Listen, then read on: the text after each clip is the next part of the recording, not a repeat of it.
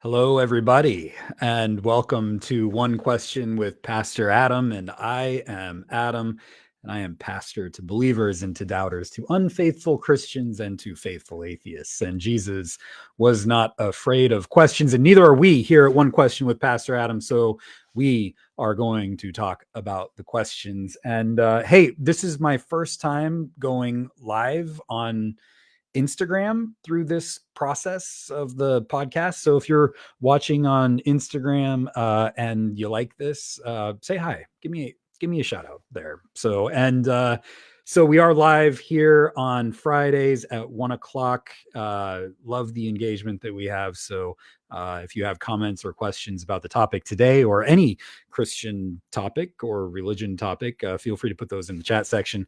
We have titled this episode, when this came across my mind, I was like, yes, that's what we're doing. How Bishop Budde exposed right-wing Christianity. I was going to say American Christianity, but American Christianity is much more diverse than that.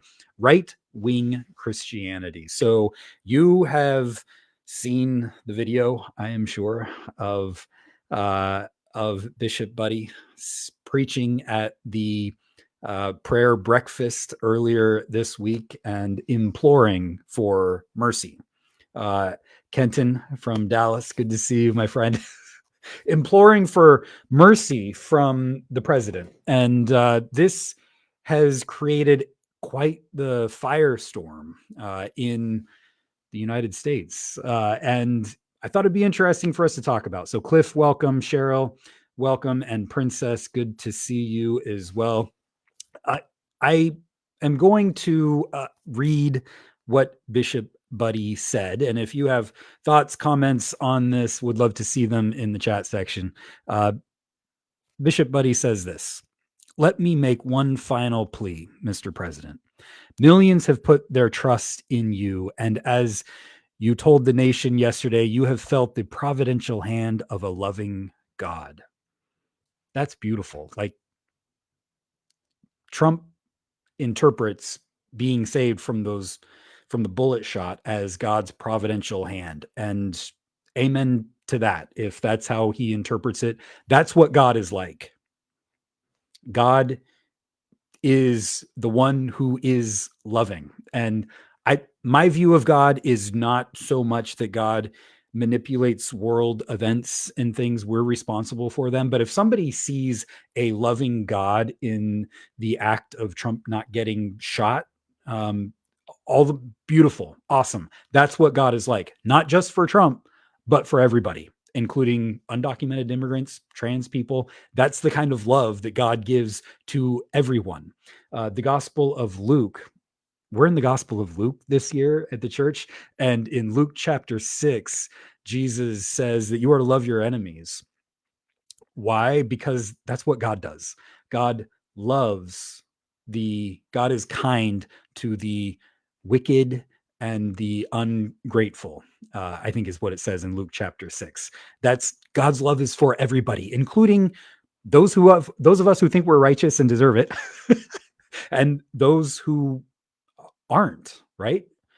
God's love is for everyone. And Cliff, acts of mercy. That's it. That's where this all stems from with Bishop Budde, is this loving God that is always coming at each and every one of us with the spirit of love. And so out of that, she says, "In the name of our God, I ask you to have mercy upon the people in our country who are scared now. They are gay, lesbian, transgender children in Democratic, Republican, and independent families, some who fear for their lives." Tragically, Trump, during his campaign, one of his major messages was Democrats are for them, not you, right? And the them there is a play on pronouns and our transgender siblings. So our transgender siblings have been scapegoated, and Trump has been one of the conduits for that scapegoating. There are other politicians who are doing that scapegoating as well to a minority group, our transgender siblings, who have very little, if any, political power, and yet they're being hatred is being channeled against them. Scapegoating is being channeled against them. So Bishop Budde here is calling for mercy. Now, we're going to get to this a little bit later, but this is perfectly in line what Bishop Budde here is doing with the biblical witness, with the prophets who rose up when political leaders forgot about their divine mandate, which is not to gain more power for themselves, but to help the poor and the marginalized. So Bishop Budde here is fully within the biblical witness when she asks for mercy for all people.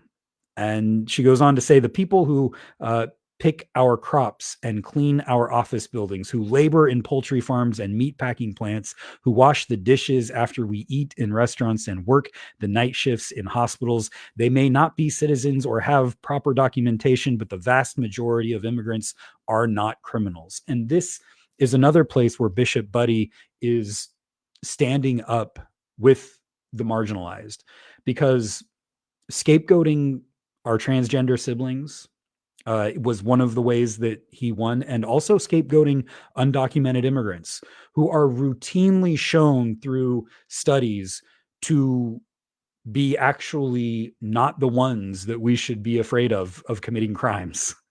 Native born Americans are far more likely to commit crimes than our undocumented siblings, who are generally on their best behavior because they don't want to be sent away. They are generally productive members of their communities. That's what the studies show. That's what experience has shown me. And so this scapegoating of undocumented immigrants, claiming that they're all criminals, and violent crime is on the rise when violent crime is at a record low for the last 30 years. You see, these are all lies that are being spread by the current president. And we have to wade through those lies, especially when those lies are meant to attack vulnerable, marginalized people. And that's what Bishop Budde is doing. So the other thing about this that is, I don't even know what the right word is, hypocritical.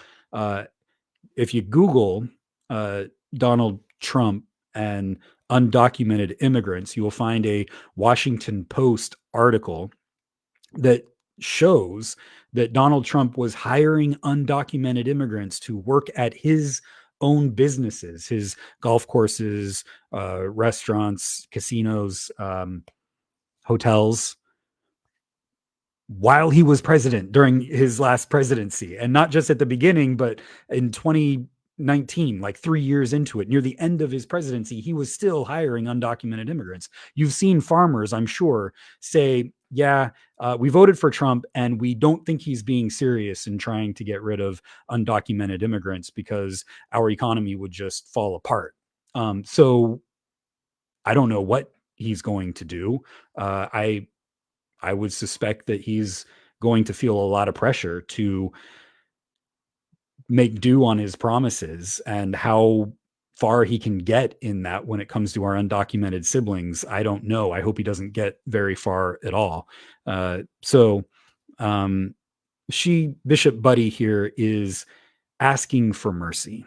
And uh, you may have thought that would not go well for her. I don't know, but it hasn't gone well for her. I mean, Trump comes back and attacks her and says the so-called bishop who spoke at the National Prayer Service on Tuesday morning was a radical left hardline Trump hater, calling for mercy for people who are vulnerable and being attacked makes you a Trump hater.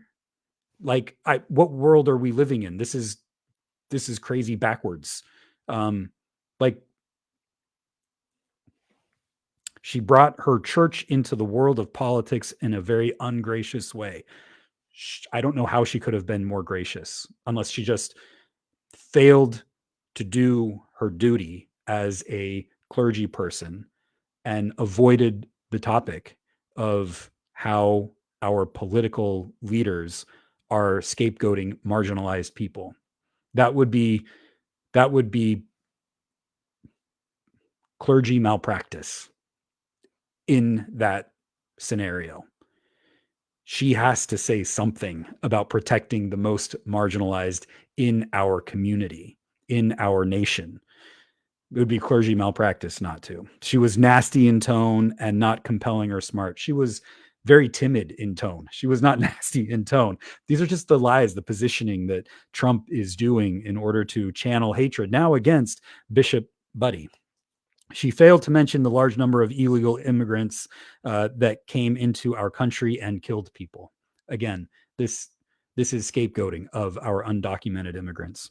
Many were deposited from jails and mental institutions. It's a giant crime wave that is taking place in the USA. More lies from Trump. Chief critic, one of the chief critics after this is Representative Mike Collins from Georgia, who is a Methodist. He shared a clip on the sermon on Twitter and said the person giving this sermon should be added to the deportation list for preaching the gospel. I just want to give you a few biblical references here. The Bible is full of references about caring for the stranger in our midst, caring for the immigrant. In fact, in Genesis chapter 18, Abraham is traveling. Abraham himself is an immigrant, and he finds refuge in places where he travels.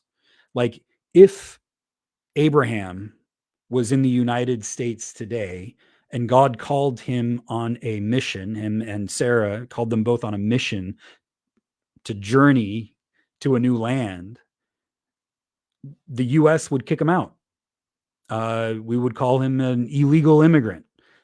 Thank God that was not the policy in the ancient world. Abraham was able to travel, and he found hospitality in the nations that he traveled to.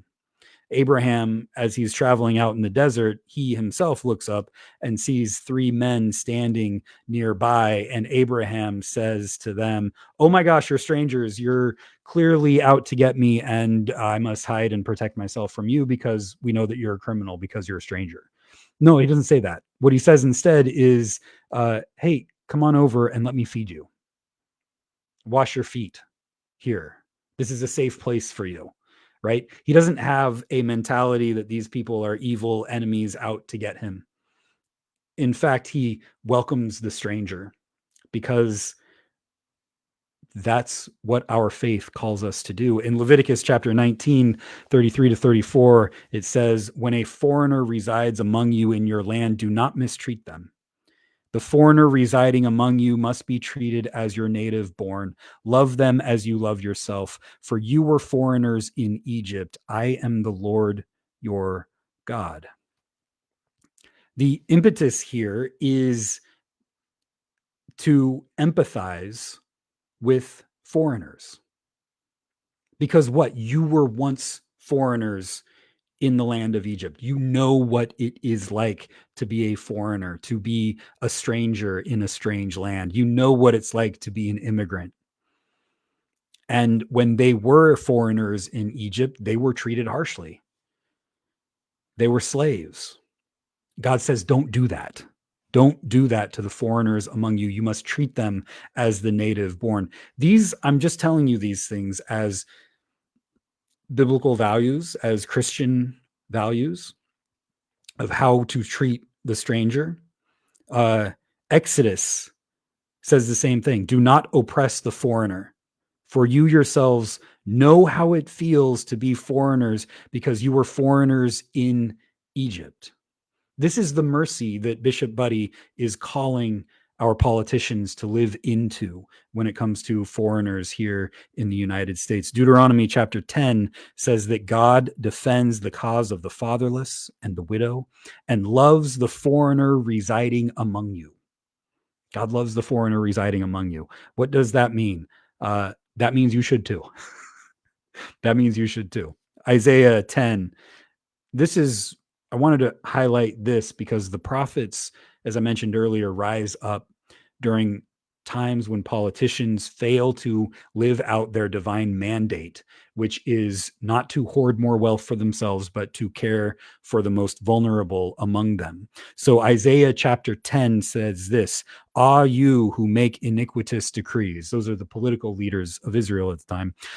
"Ah, you who make iniquitous decrees, who write oppressive statutes to turn aside the needy from justice, and to rob the poor of my people of their right, that widows may be your spoil, and that you may make orphans your prey."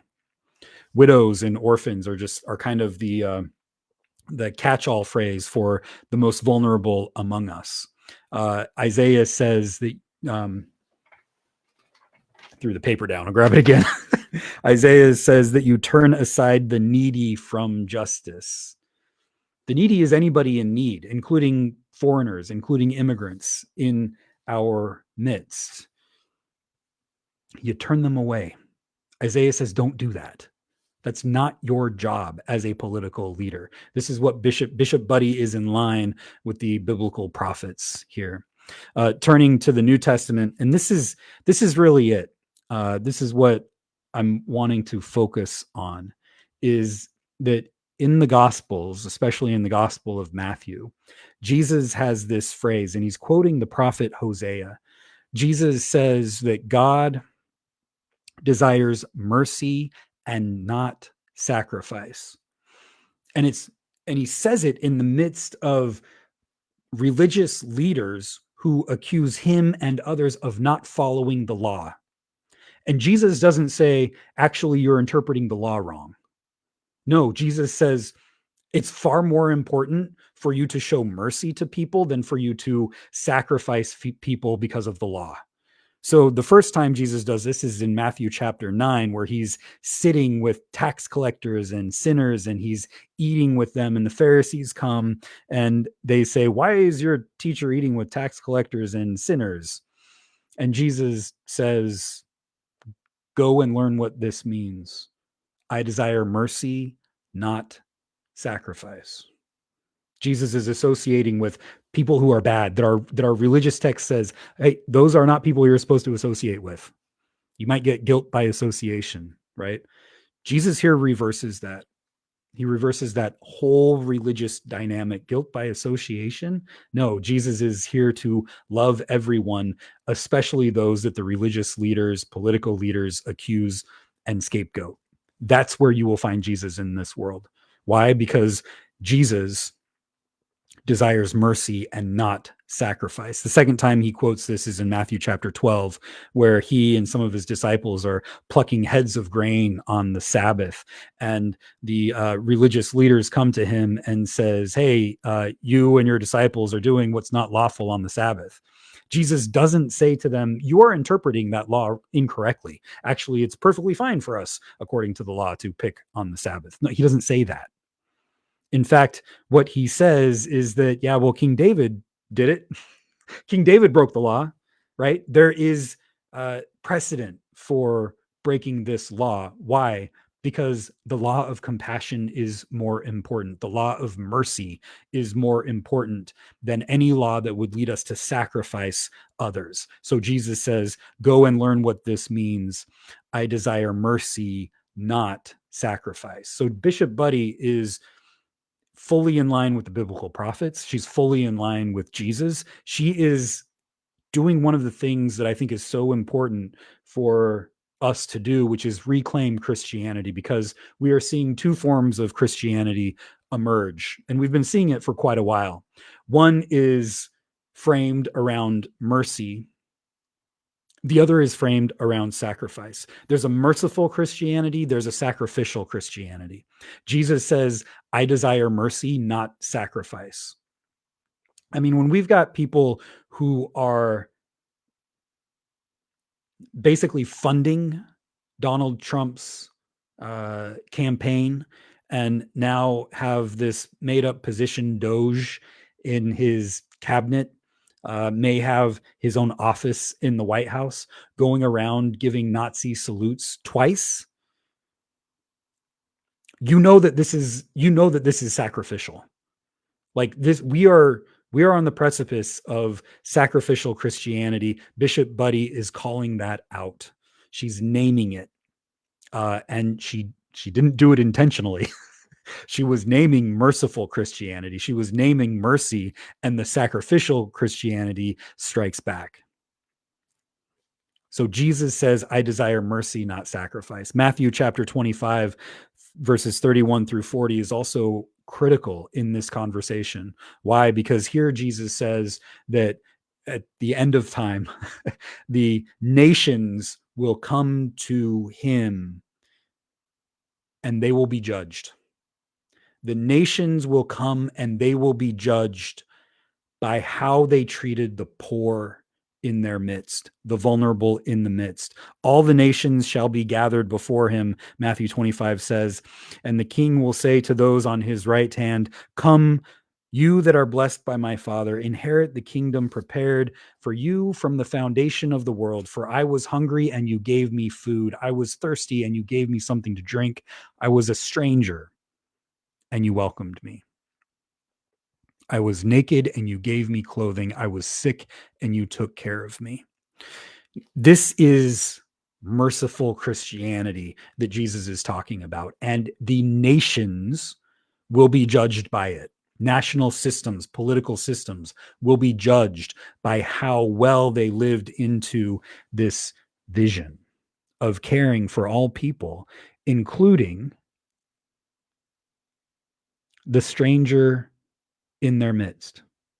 I was a stranger and you welcomed me.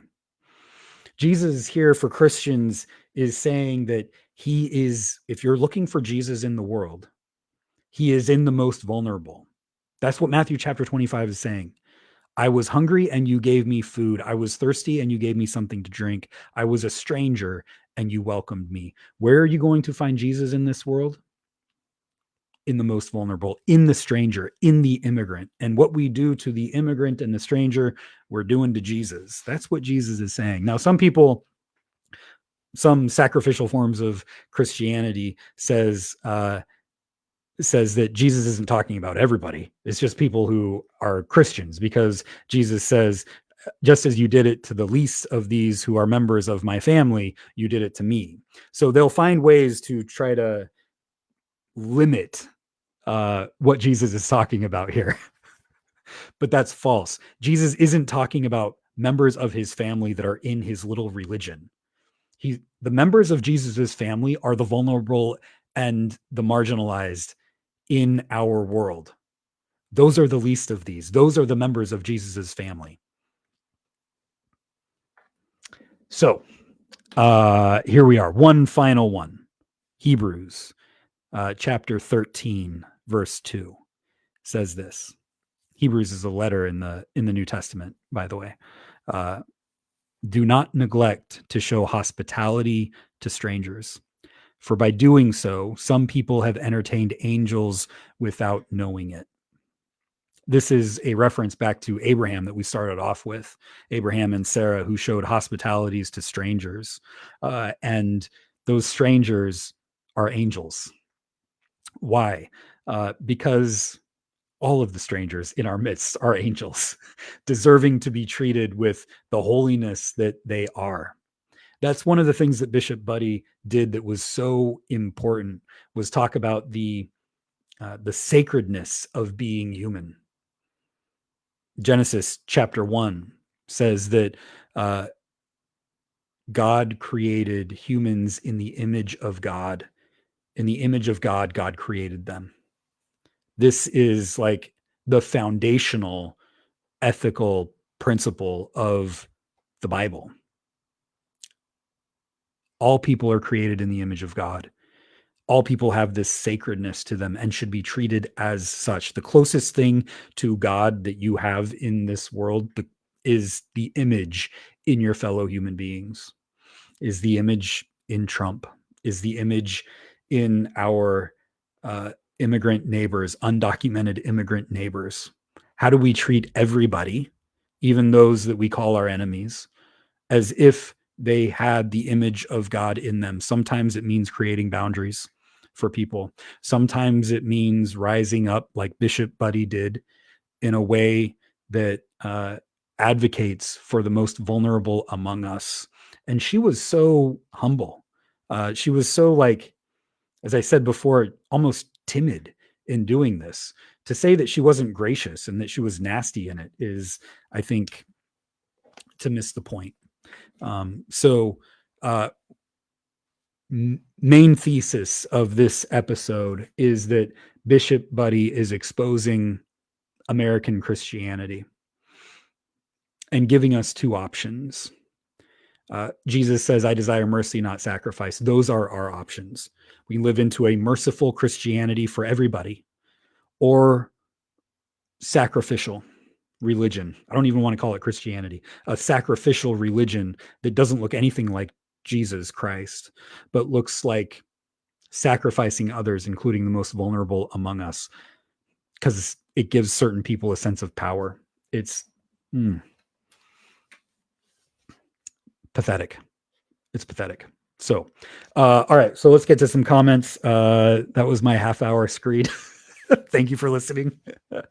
Kenton, good to see you. Yeah. Greetings, Princess.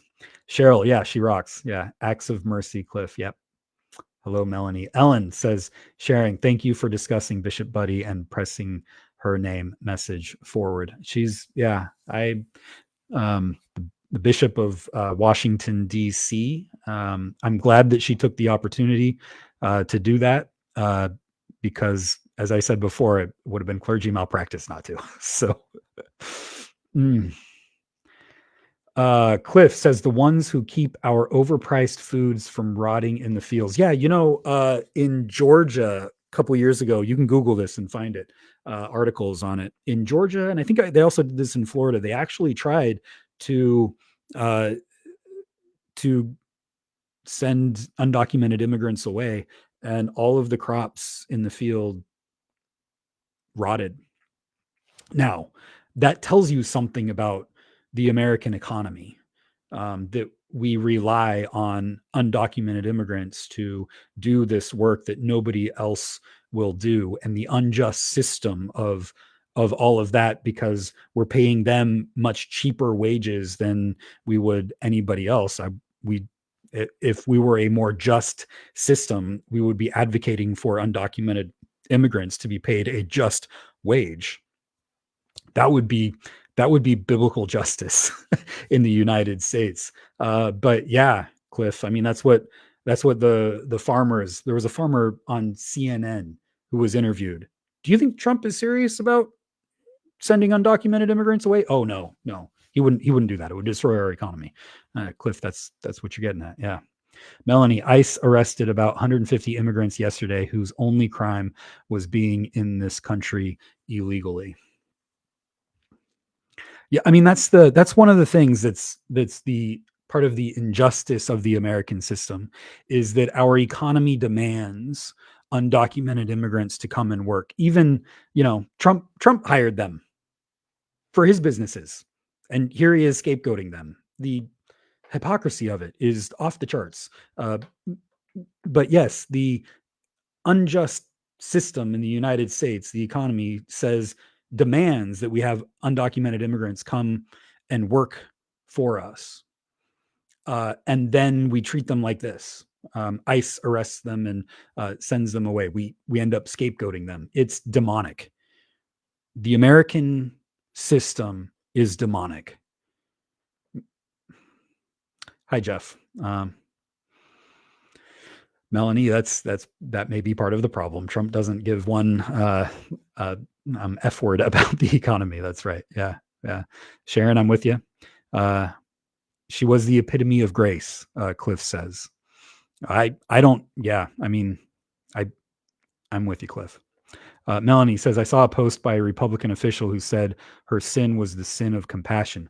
I saw, Melanie, I'm glad you brought that up. I just saw, as I was doing a little bit of research for this episode, a pastor from Utah tweet, do not fall for the sin of empathy, in response to Bishop Budde.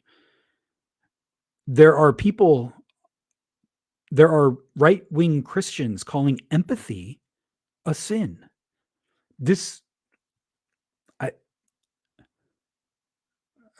when we've gone over some of the passages in the Hebrew scriptures, when the Bible says, it's Deuteronomy, Exodus, when they say you shall be you shall treat the stranger in your midst as if they were a native born, for you were once strangers in Egypt, and you know what it's like to be a stranger, so don't treat people that way. You shall love the stranger in your midst. That's empathy. That is a direct call for empathy. So to say that empathy or compassion, Melanie, as you're putting it here, compassion is a sin, this just shows you how sacrificial that religion has become. That, again, form of Christianity, American religion is sacrificial, and that's shown by these right wing folks who are so scandalized by a message of mercy, by the message of Christ. Cliff says her level of humility should be the goal we strive to achieve. Yeah, I have a hard time. I need to figure out some of that humility. I There's a balance, right? Like she was bold in what she did, and I think we need a bold Christianity at this time. Also, a humble Christianity at the same time. That balance of boldness and humility is something that we're going to have to walk. And I think that she walked it really well, especially in that space. Like, I would aspire to be like that, Cliff. Yeah, that's a goal we should strive for. Thank you. Uh, Caroline, I love all the gifts, etc., showing the prophet calling out the king. Yeah, yeah. I've seen some of those too. Yeah. Trump's perception of immigrants is simply a mirror of his own character. Oh, that's interesting, Jeff. I want to bring you on and have you say more about that. There is something like, the things that we hate most in other people are often the things that we hate inside of ourselves. Like, Trump's perception of immigrants is a mirror of his own character. And yeah, I wonder, like, when I'm at my most humble, thank you, Cliff. I sometimes think, is my animosity towards someone like Trump holding up a mirror to those parts of me that need to be healed? We were talking in one of our sessions earlier this week at the church about empathy for the immigrant. Yes. And is there a way that we can find some empathy for Trump? Apparently his childhood was not great, and he had to live trying to live up to the expectations of his father. And this does not justify any of his actions, right?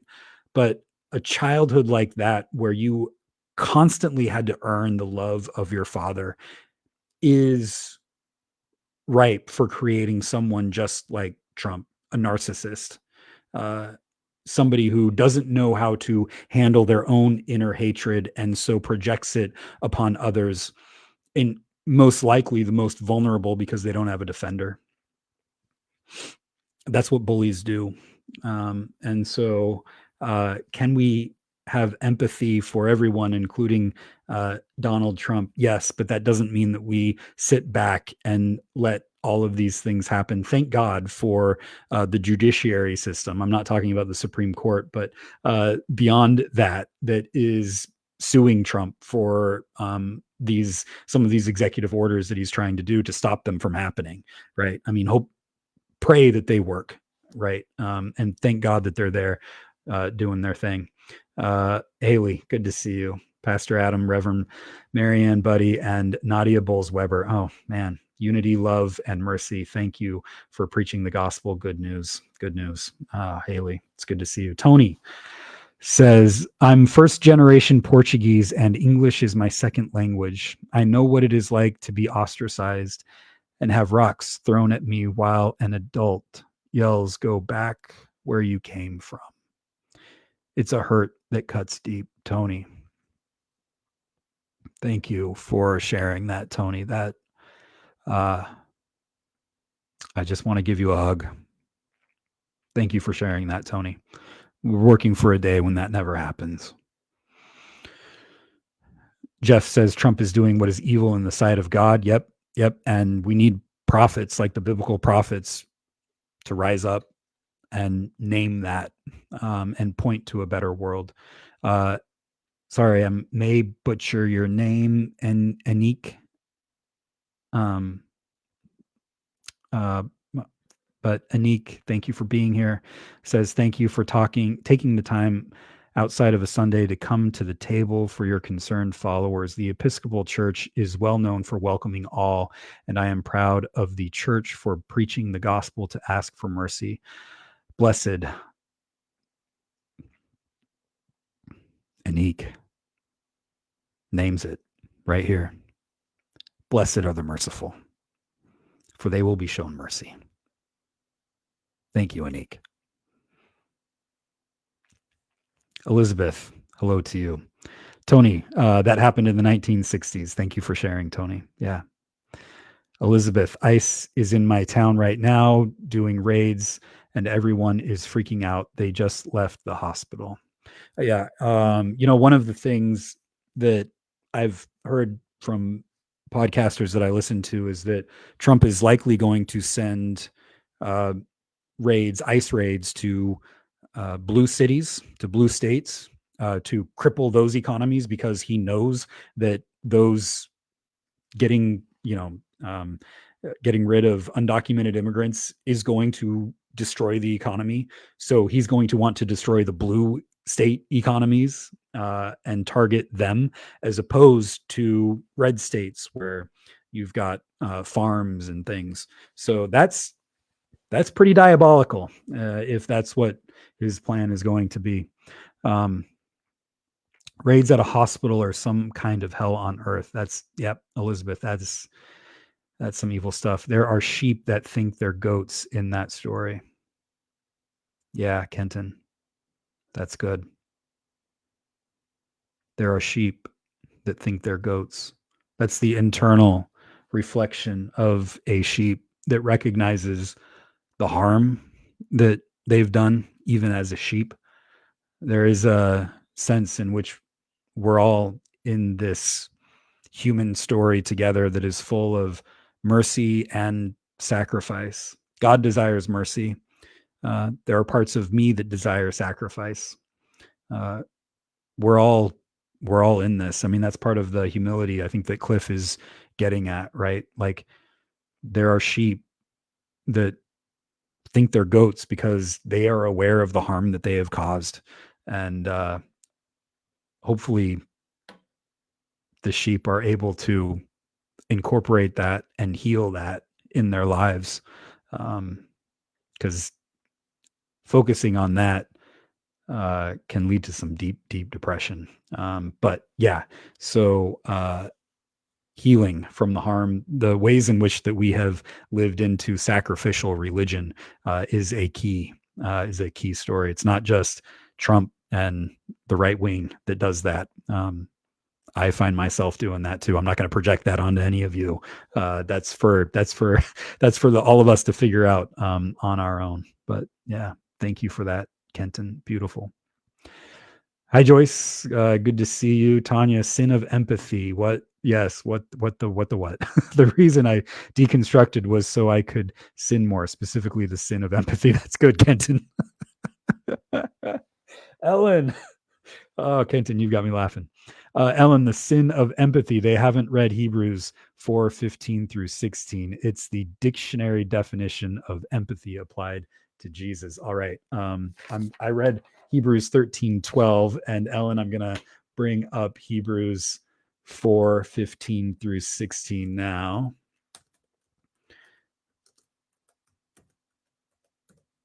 And here we go. What? Oh, there's a lot. There's a lot here. For we do not have a high priest who is unable to empathize with our weaknesses, but we have one who has been tempted in every way, just as we are.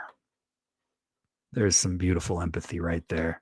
The high priest who is able to empathize with all of humanity. Ellen, excellent reference. Love it. Joyce, I didn't think his mother wanted anything to do with him either. Yeah, going back to Trump's childhood, that's probably true too. Yeah, that's going to form someone like that. Yeah. Yes, thank you, Melanie, for posting the entire 15-minute sermon. I haven't seen all of it. I've just seen the part that is in the zeitgeist at the moment. Zoe says the sins they say people are, they always project who they really are. And the MAGA people are just so ignorant and can't digest what's right. Oh, may our eyes be opened. May the eyes of MAGA be opened to God's empathy for them, and may they live into it for all people, and may we all do the same. Yeah, Cliff, we're in good company. Tony, thank you, Pastor, for being the living person you are and showing us what God's love looks like. And we're all trying here, Tony. Thank you. Thank you, Tony. Ellen, so true. We are all easily hooked into sacrificial thinking. Thank you, Ellen, for that. Yeah. Awareness, as my therapist always says, awareness is the first key of how we get caught up into sacrificial thinking and sacrificial religion. And Jesus, and I think Bishop Marianne Budde is putting before us and exposing these two different religions, these two different orientations to us. One is the orientation that Jesus says that he desires, which is mercy. The other is the American religion of sacrifice. And may we live into mercy. May we follow Jesus and live into mercy. Friends, that's what I got for you today. So thank you for being here. We will do this again next week. And if you've got any comments, questions that we should discuss here on One Question with Pastor Adam, I'd love to bring them in. And so feel free to send them to me on social media or over on email. Would love to talk about those questions. So Raylene, we'll let Raylene have the last word here. Often it reflects what is the part of self we need to work on, but would rather deny. That's it, Raylene. Thank you for that. All right, friends. Hope you have a great weekend. If you are listening on the podcast, thank you for doing so. You can listen wherever you find podcasts or wherever you listen to podcasts. So, friends, hope you have a great rest of the day and a great weekend. And until next week, God be with you.